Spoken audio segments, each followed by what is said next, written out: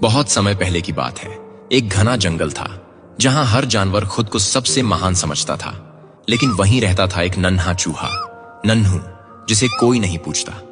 नन्हू चुपचाप, शांत और बहुत ही समझदार था, लेकिन उसे कभी किसी ने गंभीरता से नहीं लिया।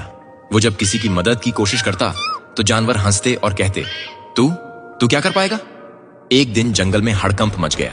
राजा हाथी, जंगल का सबसे बड़ा और ताकतवर प्राणी, एक गहरे दलदली गड्ढे में गिर गया। शेर, भालू, भेड़िए सबने कोशिश की, लेकिन हाथी बहुत गहराई में था। रस्सियां खींची गईं, पेड़ गिराए गए, कुछ काम नहीं आया। तभी सबके बीच से नन्हू चूहा धीरे से आगे आया। सारे जानवर हंस पड़े। तू भी आया है हाथी को बचाने? चल जा यहां से। लेकिन नन्हू ने कुछ नहीं कहा। उसने गड्ढे की दीवार को ध्यान से देखा। वहां एक तरफ की मिट्टी थोड़ी नम और गीली थी। उसे एक पुरानी सुरंग की याद आई जो कभी उसके दादा ने बनाई थी और जो इस दिशा में जाती थी। नन्हू चुपचाप वापस मुड़ा और भागा अपने पुराने बिल की ओर। वहां से वो सैकड़ों मीटर लंबी एक संकरी सुरंग में घुस गया। अंधेरा, डर, कीड़े, लेकिन नन्हू रुका नहीं।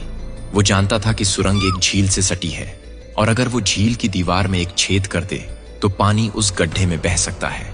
नन्हू ने अपने पैने दांतों से दीवार की मिट्टी कुतरनी शुरू की। धीरे धीरे कण कण मिट्टी हटी और आखिरकार एक पतली सी धारा बहने लगी। थोड़ी ही देर में झील का पानी गड्ढे की तरफ बह गया। पानी ने गड्ढे की एक तरफ की मिट्टी गीली कर दी और कुछ ही देर में वहां ढलान बन गई। हाथी समझ गया, यही मौका है। वो धीरे धीरे अपने भारी शरीर को उस गीली ढलान पर चढ़ाता गया और आखिरकार बाहर निकल आया। सारे जानवर हैरान थे। शेर बोला, ये कैसे हुआ? हमने तो सब कोशिश कर ली थी।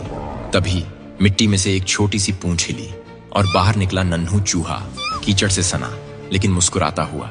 हाथी ने अपनी सूंड से नन्हू को उठाया और सबके सामने कहा, ताकत से नहीं, समझ से रास्ता निकलता है और जिसे तुम छोटा समझते हो वही सबसे बड़ा काम कर जाता है।